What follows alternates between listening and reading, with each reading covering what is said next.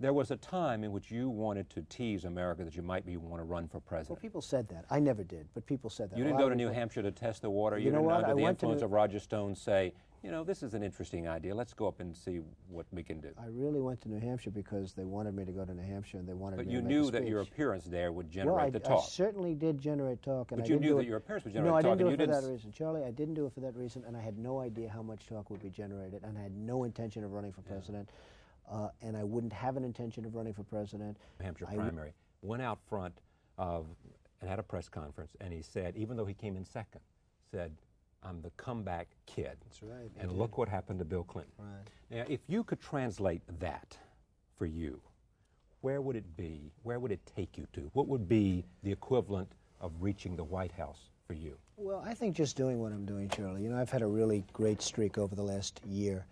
A lot of people went down. The economy is in a horrible condition, just a deplorable condition. The politicians destroyed the economy in 1986 when they passed a tax law that just destroyed the real estate industry, which in turn destroyed the banks and the savings banks and savings and loans.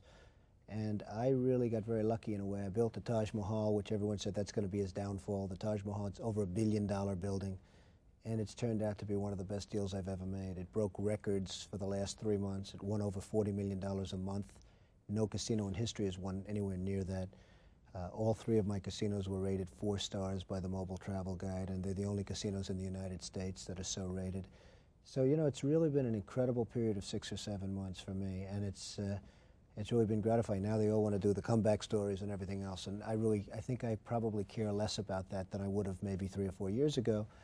But it's been a pretty good experience for me. Then how are you different than you were 3 or 4 years ago?